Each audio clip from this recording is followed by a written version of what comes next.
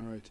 Welcome back to Nick Lenz Comic Corner Classic Lesson Known Classic. This episode number 2793 and Doubleshot 2687. I have a Superman trade and Daredevil trade. What do they have in common? There are a few writers who wrote both these characters. Parma Compendus, Jerry Conway, Andy Diggle. Yep, Andy Diggle wrote both of them. Mark Wolpin. Yep. Was there anybody else? No, Byrne didn't do either of these characters. Trying to think. Charles Scholl. Yeah. Even though I wrote one of the Superman spin-off books, but technically he's been Superman before. But that's technically what these two books have in common. First up we have is Superman Ruin Revealed, which collects issues from Avengers of Superman issues 640, 641, 646, 644, 647. Yeah, written by Greg Rucka with Nizil develops and Christian Weir in the writing, Carl Kitzler, Renee Ganizzo, Darryl Banks, and Adam Brecker on the artwork. I was curious what 639 was. It turns out I was actually clicking the trade day event. I'm discussing that probably soon to get that done. So, Road to Ruin. So, yeah, it's revealed in these first couple issues that Ruin is Pete Ross. Yeah, he's a master named Pete Ross. Except that it's bullcrap. Why the heck would Pete Ross basically responsible for this? Yes, and then a detective decides to, because the fact apparently Ruin killed 6 police officers, and they assumed that Pete Ross killed these people, she proceeds to beat him in a prison cell. Yes. Yeah, and also for some reason, the artist thought a good idea to give Clark a gut. What the heck is this? Why the heck would they give him a gut for? Like, did the artist forget the fact he does not have these? He's actually much more thinner. You could think, oh, maybe it's just how they draw clothing. No, it's for some reason Clark Kent is drawn with a gut. First of which, Superman, even shown in his Clark Kent identity, the guy is a massive bodybuilder. Why the heck would he be chubby for? It makes no sense. And of course, Pete Ross finding out the fact that he's actually Superman. Batman basically talking Batman here. And then Parasite tries to suck people up. Well, a female Parasite that is. And then the Omacs show up. Yes, the frickin' Omacs. From the Omac Project. Yeah. Oh, and by the way, there's a ton of basically references to major storylines happening here.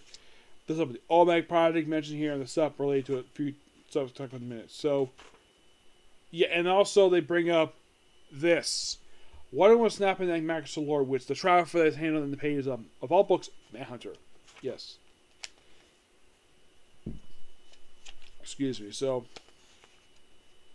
then Satanic gets visited by Superman. I appreciate, though, because last time I talked about this in the page of Superman, apparently they thought the artist had a good idea to make her breasts so huge. Here they're normal size, but they're supposed to be. Yes, at least his artist is not as pervy as the last artist is. And then Toyman is here. It's like, oh, I love kids. I was put in prison. Yeah, you were put in prison because you murdered Cat Grant's son. Yep, so Superman takes him out. He goes back to jail for what he does.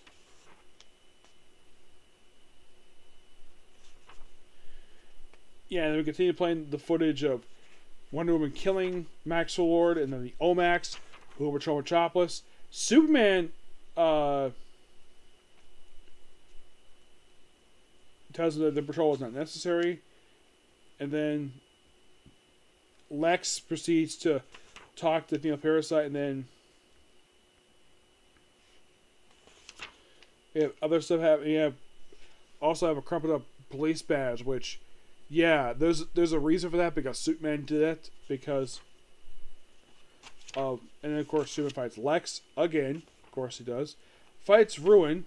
Ruin, who he is something. And then we have where Superman goes into space, probably contact Justice League, and then he finds out that, oh crap, the Watchtower has been destroyed. Yeah. Superboy did that in the final issue of Infinite Crisis.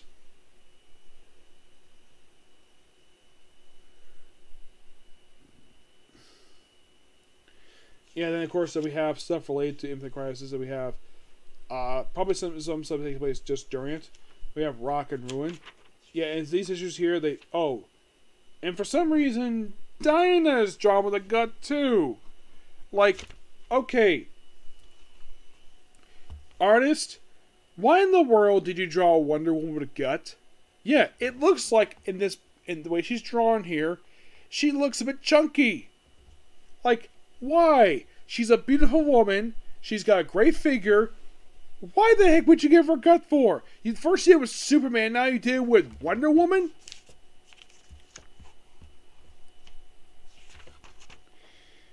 Yeah, I don't know what the reason for it. So, yeah, then you have Wonder Woman with this other guy, the guy from Czech.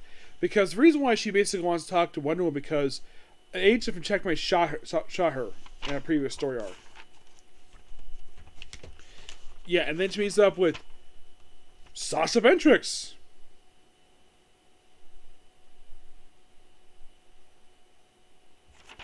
Yep. They never reveal exactly who, and of course then they reveal who was responsible for Ruin. Is it Pete Ross? No, it's Emil Hamilton. What? Yeah, Emil Hamilton is basically Ruin. Also, apparently he's supposedly killed Mixie Mitsaplik. And also he's mad at not being a savior. Now, I do have a theory of why they made Emil Hamilton basically Ruin. They base this probably on the Superman anime series version of the character. So he fights him and he gets defeated here.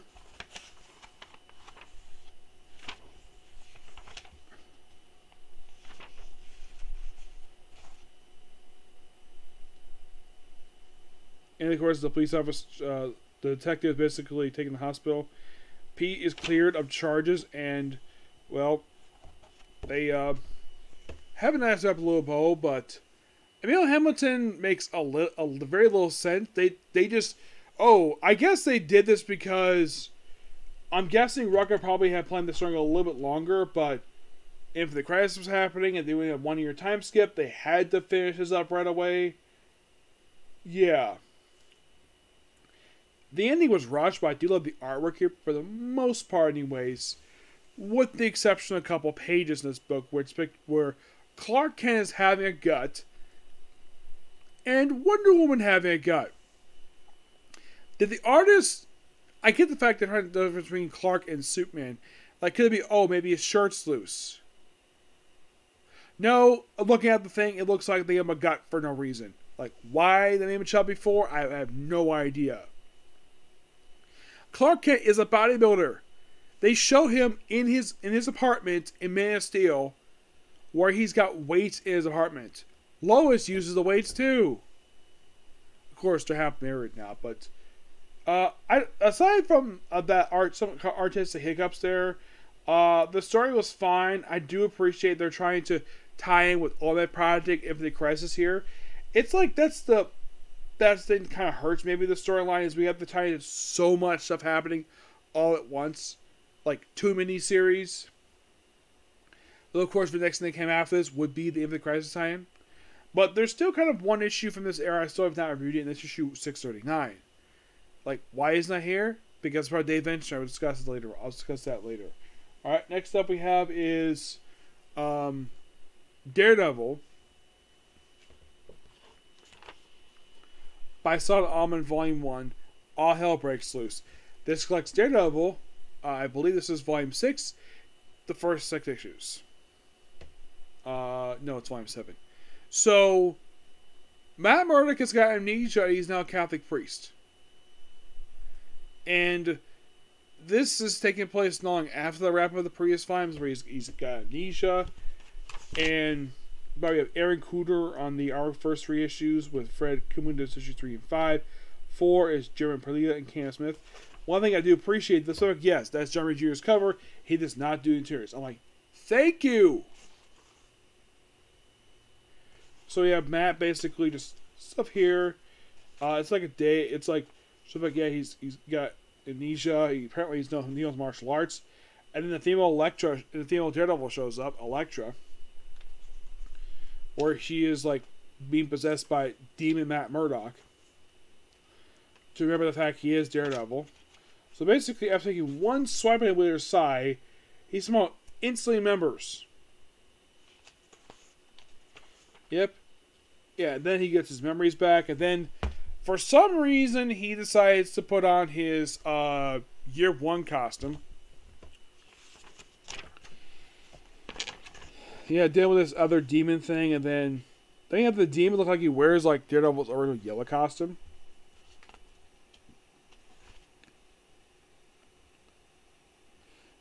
Yeah. And then we have Matt put on his real Daredevil costume. That's the real one. I like that one better than the other one. He's still a been Catholic priest, and then he's visited at the end of issue 2 by the police.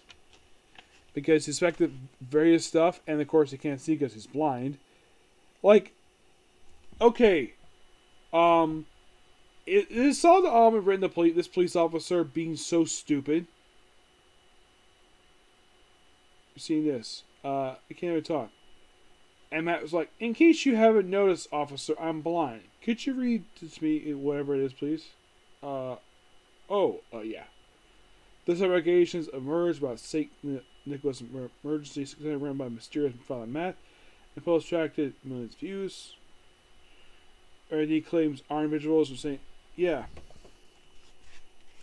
And of course, Matt telling the kids to go to bed, and the kid's like, "No, he's a good person. Leave him alone." And of course, the guy who's basically the other priest there is like, "Unless you have a warrant, please leave." Yes. Which even he points out, though, what they're doing is bullcrap. And then he puts on his Daredevil costume, beats a bunch of bad guys up, comes back, has more fun, and then we have with Ben Urich. Yes, Ben Urich in this book, which I should point out, though, this is probably the first time Ben Urich has appeared in a Daredevil comic since Charles Shaw wrote the book. Then we have Robbie here too, and now I should point out something interesting though about. Now, plus I love how Daredevil's drawn this image, this artwork here. It's so awesome. I love the fact it shows how ripped he is. Yeah, it reminds me of like 2000s Daredevil artwork. It's so awesome. One that's not Alex Maleev. It's just so good here. And then Bullseye returns the book. Like, wow, another return. First is Ben Urich, now it's Bullseye? Zardesky did not feature Bullseye in the book at all. You might be asking, did Shulliver did? I don't think he featured Bullseye. Not that I remember, no. Actually, he did for like one issue. So yeah, another character return for Simpsons Shoals run. And after talking to Ben Urich here, lots of action, fighting Bullseye again. And then, like the very next issue, She-Hulk appears. I'm like, that's interesting. The last time that She-Hulk appeared in a Daredevil comic was when Charles Shaw wrote it, because Zardesky did not feature her at all. And man, oh man, the artist makes her massively ripped. Oh my gosh. They get her freaking six-pack here. But she's still as beautiful as ever. I mean, I love how she's written here, being very feminine. I think Saladin does a good job writing her. Yeah, all here for the Zerd stuff here. It's almost like that She-Hulk is basically working, and then for some reason, this is kind of weird, then the owl shows up. Yes, the owl. And after fighting like a possessed demon, and then Doctor Strange shows up. Okay, interesting. I gotta hand it to Saladin for the start of this book. A bit confusing at first, but I love the return of famous characters like Bullseye, Ben Urich, seeing She-Hulk again. Awesome. And Elektra's favorite feature last volume, so I was going to see Elektra. You know who's missing here? He doesn't return a little bit. He doesn't return the next set of issues. Foggy is not here.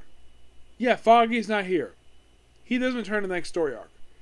But I found this quite interesting. I'll give roughly 9 out of 10. Yep. So yeah, that's a particular view. Please be sure to like, comment, subscribe, turn notifications, and do not hit the like button.